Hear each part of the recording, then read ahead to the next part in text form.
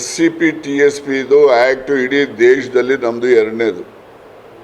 ಆಂಧ್ರ ರಾಜ್ಯ ಹೊರತುಪಡಿಸಿದ್ರೆ ಎರಡನೇದು. ನಾವು 24.01% ಬಜೆಟಲ್ಲಿ ನಾವು ಪ್ರೊವಿಷನ್ ಮಾಡ್ತಕ್ಕಂಥದ್ದು, ನಾವು ಕಾಯ್ದೆ ಮಾಡಿರ್ತಕ್ಕಂಥದ್ದು.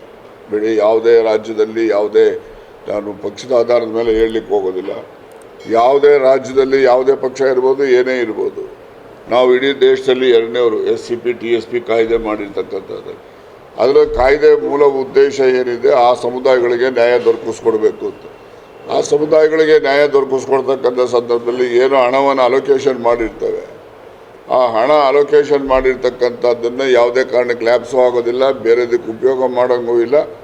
ಯಾವುದಾದ್ರು ಕಾರಣದಿಂದ ಆ ಒಂದು ಪ್ರಸಕ್ತ ಹಣಕಾಸಿನ ವರ್ಷದಲ್ಲಿ ಉಪಯೋಗ ಆಗಿಲ್ಲ ಅಂದರೆ ಅದು ಲ್ಯಾಪ್ಸ್ ಆಗೋದಿಲ್ಲ, ಅದು ಮುಂದಿನ ವರ್ಷಕ್ಕೂ ಕೂಡ ಕ್ಯಾರಿ ಫಾರ್ವರ್ಡ್ ಆಗ್ತದೆ. ಅದರಲ್ಲಿ ಏನಾದರೂ ಲೋಪ ಮಾಡಿದ್ರೆ ಅಧಿಕಾರಿಗಳ ಮೇಲೆ ಕೂಡ ಶಿಸ್ತಿನ ಕ್ರಮ ತೆಗೆದುಕೊಳ್ಳೋದಕ್ಕೂ ಆ ಕಾಯ್ದೆಯಲ್ಲಿ ಅವಕಾಶ ಇದೆ. ಅದರಿಂದ ಯಾವುದೇ ಕಾರಣಕ್ಕೆ SC/ST ಸಮುದಾಯಗಳಿಗೆ ಆ SCP TSP ಹಣ ಪೋಲಾಗಿದೆ ಅಥವಾ ಬೇರೆ ಕಡೆ ಕೊಟ್ಟಿದ್ದಾರೆ, ಮಾಡಿದ್ದಾರೆ, ಅದೆಲ್ಲ ಸುಳ್ಳಿದೆ. ಅದೇನೇ ಇದ್ರೂ ಕೂಡ ಅವ್ರಿಗೆ ಯಾವುದೇ ಕಾರಣಕ್ಕೂ ಅನ್ಯಾಯ ಆಗದ ರೀತಿಯಲ್ಲಿ ನ್ಯಾಯ ದೊರಕಿಸ್ಕೊಡ್ತಾರೆ.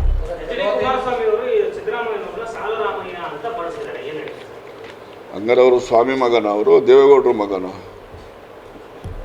ಸುಮ್ಮನೆ ಏನೋ ಪ್ರಾಸಕ್ಕೋಸ್ಕರ ಹೇಳ್ಕೋಬೋದು ಅಷ್ಟೇ ರೀ.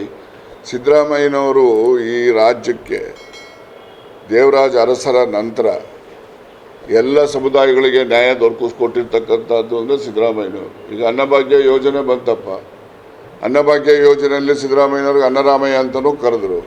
ಏನು ಅವ್ರೇನು ಕೊಡೋವಾಗ ಅನ್ನಭಾಗ್ಯ ಯೋಜನೆ ಜಾರಿ ಮಾಡೋವಾಗ ಏನು ಬರೀ ಕಾಂಗ್ರೆಸ್ಸಿನವ್ರಿಗೆ ಕೊಟ್ರ, ಅಥವಾ ಸಿದ್ದರಾಮಯ್ಯನವ್ರು ಏನಾದರೂ ಬರೀ ಕುರುಬರು ಕೊಟ್ರ? ಸಮಾಜದಲ್ಲಿರ್ತಕ್ಕಂಥ ಎಲ್ಲ ಸಮುದಾಯದಲ್ಲಿ ಯಾರೂ ಕೂಡ ಹಸುವಿನಿಂದ ಬಳಲಬಾರ್ದು ಅಂತಕ್ಕಂಥ ದೃಷ್ಟಿಯಿಂದ ಅನ್ನಭಾಗ್ಯ ಕಾರ್ಯಕ್ರಮ ಜಾರಿ ಮಾಡಿದಂಥದ್ದು ಇಡೀ ದೇಶದಲ್ಲಿ. ನಾವು ಭಾಳ ಜನ ಟೀಕೆನೂ ಮಾಡ್ಬೋದು, ಏನೋ ಮನೆಯನ್ನು ತಂದುಕೊಟ್ಟಿಲ್ಲ ಬಿಡಪ್ಪ ಅಂತಲೂ ಹೇಳ್ಬಿಡ್ಬೋದು ಸುಲಭನಾಗಿ. ಅವ್ರಿಗೆ ಉತ್ತರ ಹೇಳೋದು ಹಿಂದೆ ಇದ್ರಲ್ಲ ಮುಖ್ಯಮಂತ್ರಿಗಳೆಲ್ಲ, ಅವ್ರುಗಳೇನು ಯಾರು ಮನೆಯನ್ನು ತಂದು ಕೊಡ್ತಾ ಇರಲ್ಲ, ಅವ್ರಿಗೆ ಯಾಕೆ ಈ ಚಿಂತನೆ ಬರಲಿಲ್ಲ?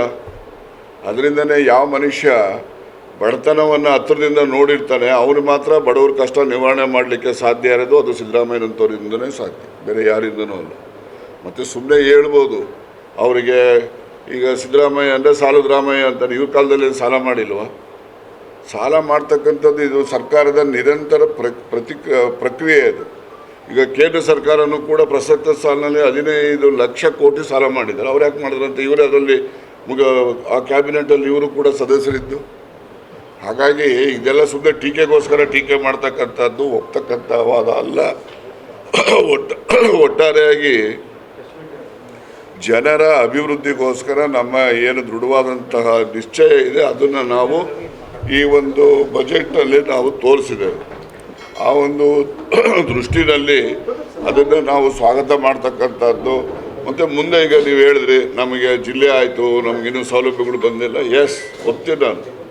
ಅದ್ರ ಬಗ್ಗೆ ನೀವು ಯಾಕೆ ಕೊಡಲಿಲ್ಲ, ಕೊಡಿ ಅಂತ ಕೇಳಿದ್ರೆ ಒಪ್ಕೊಳ್ತೀನಿ. ಬಜೆಟೇ ಸರಿಗಿಲ್ಲ, ಇದು ಎಂಥದ್ದು ಸಾಬರು ಬಜೆಟು, ಆ ಬಜೆಟ್ ಈ ಬಜೆಟ್ ಅಂದರೆ ಅದು ರಾಜಕೀಯ ನಾಯಕರುಗಳ, ಹಿರಿಯ ನಾಯಕರುಗಳ ಮುಂದೆ ನಾವು ಆ ರೀತಿಯ ಕೆಳ ಹಂತದ ಟೀಕೆಗಳನ್ನು ನಾನು ನಿರೀಕ್ಷೆ ಮಾಡ್ತೀನಿ. ಸರ್, ಲೋಕಾಯುಕ್ತ ವಿಚಾರದಲ್ಲೂ ಕೂಡ ಸಿದ್ದರಾಮಯ್ಯನವರಿಗೆ ರಿಲೀಫ್ ಸಿಕ್ಕಿತ್ತು, ಮತ್ತೆ ಹೈಕೋರ್ಟ್ ಕೂಡ ನೋಟಿಸ್ ರದ್ದು ಮಾಡಿದೆ. ಸಿದ್ದರಾಮಯ್ಯನವರಿಗೆ ಇನ್ನಷ್ಟು ಪವರ್ ಬಂದಂಗೆ ಆಯ್ತಲ್ಲ ಸರ್? ಈಗ ಪಕ್ಷದಲ್ಲಿ ನಡೀತಾ ಇರುವಂಥ ಚರ್ಚೆಗಳು ನೋಡಿ, ಯಾವತ್ತೂ ಕೂಡ ಸತ್ಯಮೇವ ಜಯತೆ ಅಂತ ನಾವೆಲ್ಲ ನಂಬಿರೋರು. ಸತ್ಯಕ್ಕೇನೆ ಯಾವತ್ತೂ ಕೂಡ ಜಯ ಇರ್ತಕ್ಕಂಥದ್ದು. ಸುಳ್ಳು ಆರೋಪಗಳನ್ನೆಲ್ಲ ಅಲ್ಲಪ್ಪ, ಚೀಫ್ ಮಿನಿಸ್ಟರ್ ಆಗಿದ್ದಂಥವ್ರಿಗೆ ಅಷ್ಟು ಬಾರಿ ವಿರೋಧ ಪಕ್ಷದ ನಾಯಕರಾಗಿರ್ತಕ್ಕಂಥದ್ದು ಏನು 5-6 ಸೈಟ್ಗಳು ತಗೊಳತಕ್ಕಂಥದ್ದು ಏನು ಆಸೆ ಇರ್ತದೆ? ಏನಿರೋದಿಲ್ಲ. ಅವರೇ ಸೈಟ್ ಕೊಡಿ ಅಂತ ಯಾರಿಗೂ ಪತ್ರ ಕೊಟ್ಟವರಲ್ಲ, ಯಾರಿಗೂ ಫೋನ್ ಮಾಡಿ ಹೇಳ್ದವರಲ್ಲ, ಏನಿಲ್ಲ. ಅವ್ರ ಮನೆಯಲ್ಲಿ ಅರಿಶಿನ ಕುಂಕುಮಕ್ಕೆ ಅಂತೇಳಿ ಸಹೋದರಿಗೆ ಏನು ದಾನ ಕೊಟ್ಟಿದ್ರು ಅದರಿಂದ ಅದೇನೋ ಬಂದಿದೆ ಅಂತಕ್ಕಂಥದ್ದು. ಆಯ್ತು, ಅದಕ್ಕೆ ಸಿದ್ದರಾಮಯ್ಯನವರು ಯಾವ ರೀತಿ ಕಾರಣ ಇರ್ತಾರೆ? ಹೀಗಾಗಿ ಇವೆಲ್ಲ ರಾಜಕೀಯದ ಆರೋಪಗಳು. ಮತ್ತು ಸಿದ್ದರಾಮಯ್ಯನವರಿಗೆ ಯಾವುದೇ ಕಳಂಕ ಇಲ್ಲದೆ ಇದ್ದಂಥ ಒಂದು ಅವರ ಒಂದು ರಾಜಕೀಯ ಜೀವನ. ಆ ರಾಜಕೀಯ ಜೀವನದಲ್ಲಿ ಅವ್ರಿಗೆ ಕಳಂಕ ತರಬೇಕು ಅಂತೇಳಿ ಈ ರೀತಿಯ ಪ್ರಯತ್ನವನ್ನು ಮಾಡಿದ್ದಾರೆ.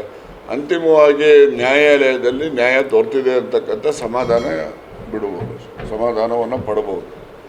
ಮುಂದಿನ ಬಜೆಟ್ ಅವರು ಮೊನ್ನೆ ಮಾಡಲ್ಲ ಅಂತ ಬಿಜೆಪಿ ಟೀಕೆ ಮಾಡೋದ್ರಲ್ಲಿ ಈಗ ಇವರಿಗೆ ಅನಿಸುತ್ತೆ ಸರ್, ಅವ್ರ ಆಪ್ತರಲ್ಲಿ ಗುರುತಿಸ್ಕೊಂಡಂತ ಮುಂದಿನ ಬಜೆಟ್ ನೋಡ್ರಿ, ಮುಂಚಿನ ಬಜೆಟ್ಟು ಅವರೇ ಮಾಡ್ತಾರೆ, ಅದು ಮುಂದಿನ ಬಜೆಟ್ಟು ಅವರೇ ಮಾಡ್ತಾರೆ, ಅದರಲ್ಲಿ ಯಾವುದೇ ಅನುಮಾನ ಇಲ್ಲ. ಇದಕ್ಕೆ ಏನಾದರೂ ಕೂಡ ಅನುಮಾನ ಅದು ಮತ್ತು ಬದಲಾವಣೆಗಳು ಏನಾದರೂ ಇದ್ದರೆ ಅಂತಿಮವಾಗಿ ಹೈಕಮಾಂಡಲ್ಲಿ ಏನು ನಿರ್ಣಯ ಆಗ್ತದೋ ಆ ನಿರ್ಣಯದಂತೆ ನಡೆಯುತ್ತಪ್ಪ. ನಾವೆಲ್ಲ ಕೂಡ ಅವರೇ ಇನ್ನೂ ಇರಬೇಕು ಅಂತಕ್ಕಂಥ ಆಶಯವನ್ನು ವ್ಯಕ್ತಪಡಿಸಿದ್ದೇವೆ. ಅಂತಿಮವಾಗಿ ಕಾಂಗ್ರೆಸ್ ಪಕ್ಷದ ಹೈಕಮಾಂಡ್ ನಿರ್ಣಯ ಮಾಡುತ್ತೆ.